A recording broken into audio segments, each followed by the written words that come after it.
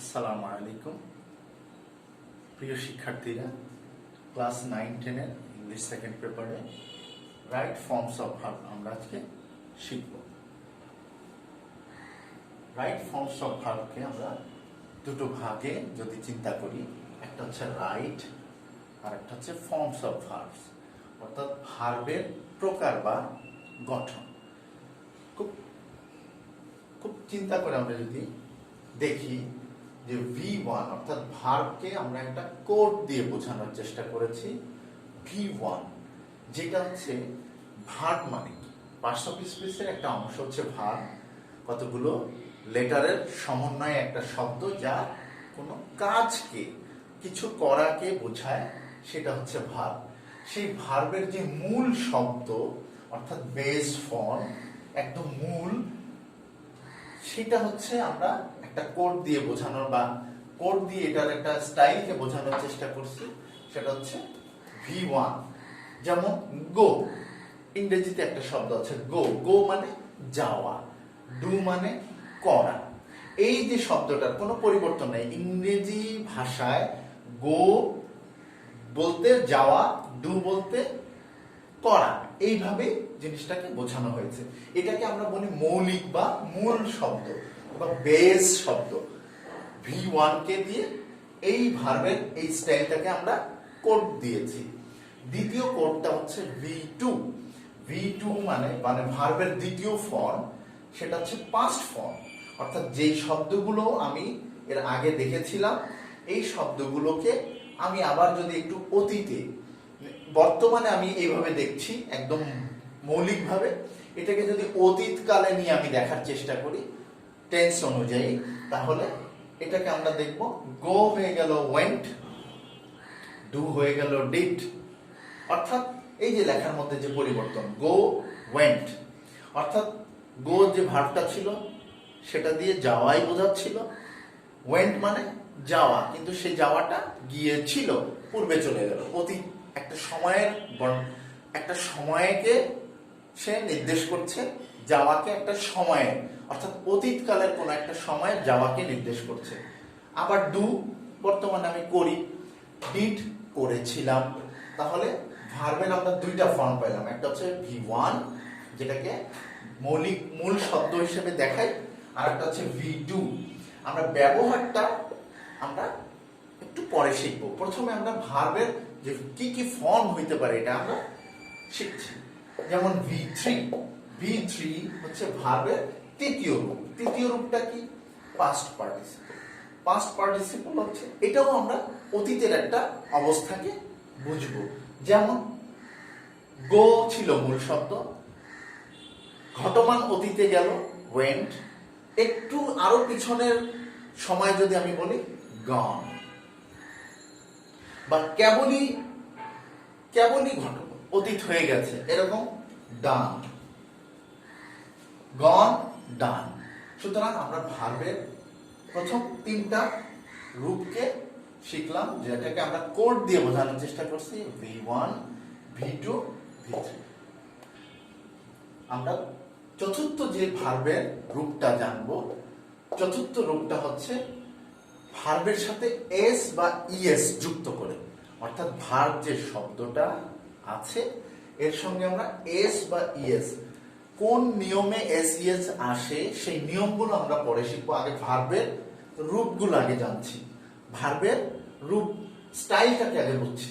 যেমন গো আমাদের ছিল মূল শব্দ, এখন হয়ে গেল গোজ, ডো হয়ে গেল ডাজ।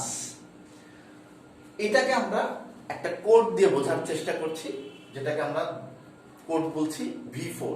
অর্থাৎ V4 দিলে আমরা বুঝতে পারবো এটা ভার্বের শেষে এস অথবা ইএস যুক্ত হচ্ছে।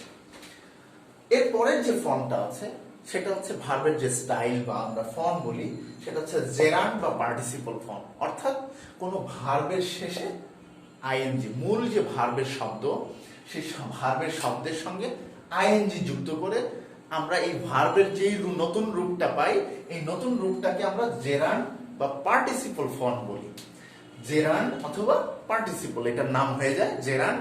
মূল শব্দটা ভার্ব, কিন্তু ভার্বের নতুন নাম হয়ে যায় জেরান্ড বা পার্টিসিপল।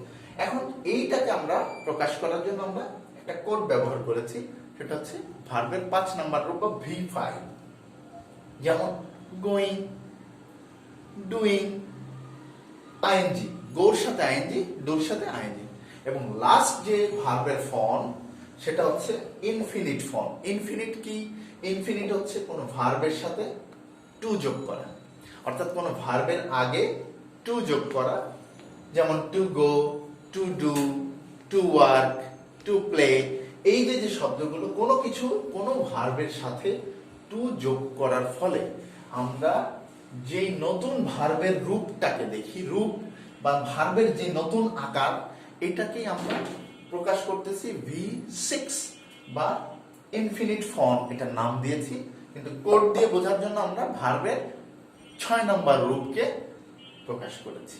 সুতরাং আমরা ইংরেজি জগতে, ইংরেজি ল্যাঙ্গুয়েজ বলো, ইংরেজি লিটারেচার বলো, ইংরেজির সাহিত্য বলো, ইংরেজির যে জগৎ আছে, টোটাল ইংরেজির জগতে একটা ভার্বকে, অর্থাৎ ভার্ব এই 6টা রূপে ছাড়া আর অন্য কোনো ভাবে বসতে পারে না। যেমন ধরো, আমরা যদি বিষয়টাকে আরেকটু পরীক্ষা করার জন্য চিন্তা করি, বিষয়টাকে যদি আমি কথাটা 6টা যে রূপ পেলাম, এই রূপকে যদি আমি চিন্তা করি, যেমন আমি একটা ভার্ব নেই, ভার্বটা হচ্ছে ইট,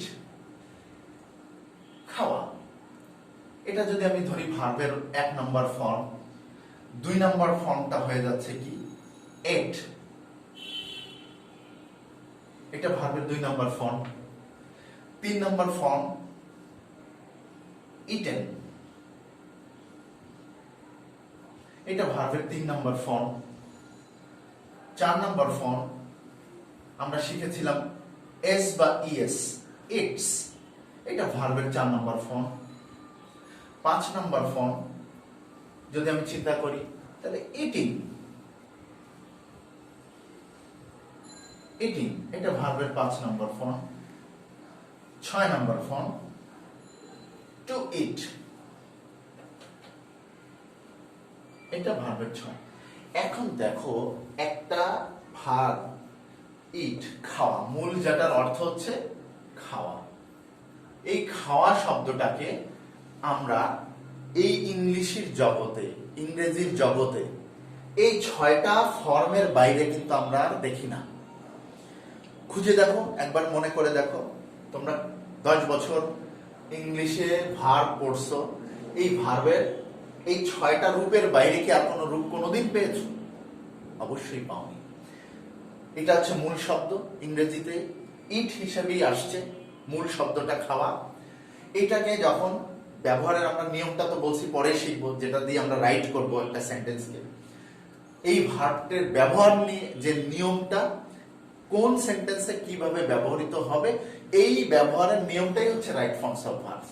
আমরা এই জন্য ভার্বের রূপটাকে আগে জানতে পারলে, কোন রূপটা কিভাবে বসবে, ভার্বের কোন রূপটা সেন্টেন্সে কিভাবে বসবে, আমরা তখন নিয়মটা জানলেই একেবারে পানির মতো সহজে আমরা বুঝে ফেলতে পারবো।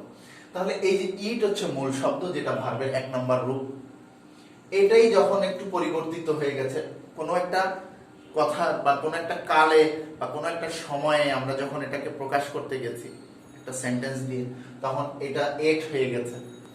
আবার কোনো একটা সেন্টেন্সে এটা ইটেন হয়ে গেছে, কোনো একটা সেন্টেন্সে ইটস হয়েছে, কোনো একটা সেন্টেন্সে ইটিং হিসেবে ব্যবহৃত হয়েছে, কোনো একটা সেন্টেন্সে টু ইট হিসেবে ব্যবহৃত হয়েছে। অর্থাৎ পানিকে যেমন বিভিন্ন পাত্রে রাখলে পাত্রের আকার ধারণ করে, একটা ভার্ব এই 6টা রূপ ছাড়া আর কোনো রূপে কোনো দিন ব্যবহৃত হবে না, হবে না, হবে না।